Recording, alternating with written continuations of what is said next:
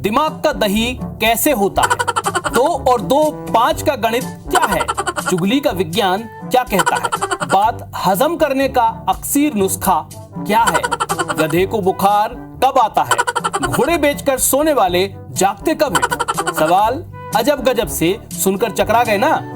अगर इनके जवाब आपके पास हो तो हमें भी भेज दीजिए। पर फिलहाल करते हैं चंडू खाने की खबरों की शुरुआत। नमस्कार, मैं हूं वरुण सखाजी। बोले साथी तो साथी हुए ऊंचे नीचे। बात करीब 1 सप्ताह पुरानी है। छत्तीसगढ़ में भाजपा के 9 सांसद हैं। पूछा गया, अविश्वास प्रस्ताव के दौरान जब प्रधानमंत्री का भाषण होने वाला होगा उस दिन कौन बोलेगा। जिनके पास फोन आया था वे खुश हो गए। ये अवसर तो मैं अपने हाथ से जाने ना दूंगा। मुस्कुराते हुए तैयारी में जुट गए।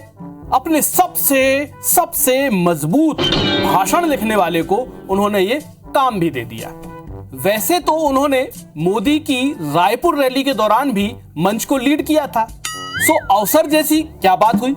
लेकिन अविश्वास के दौरान बोलना संसद में गरिमा का विषय होता है और फिर आप अपने नेता के सामने बोल रहे हो तब तो कुछ और ही कहना है।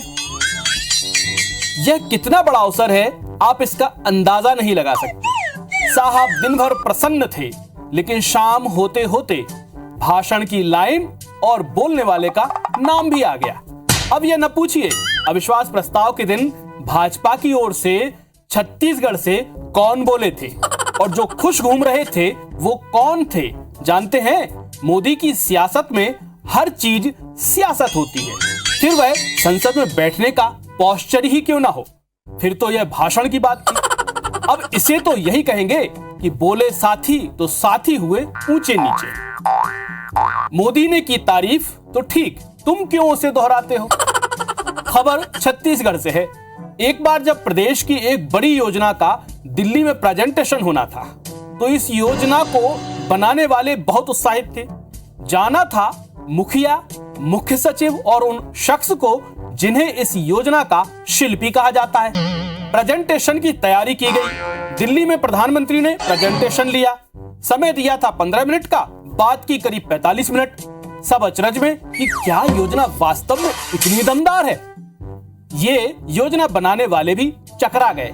उन्होंने बनाई तो थी, किया भी, लेकिन इतनी दमदार है ये अंदाजा उन्हें भी नहीं था।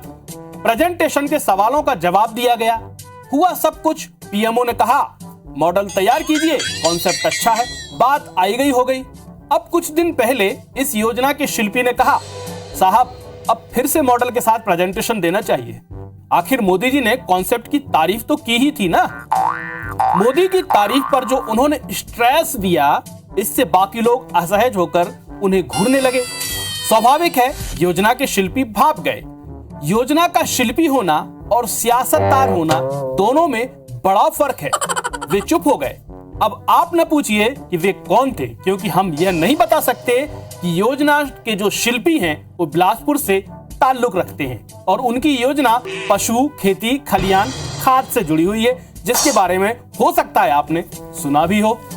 बहुत बहुत शुक्रिया। नमस्कार।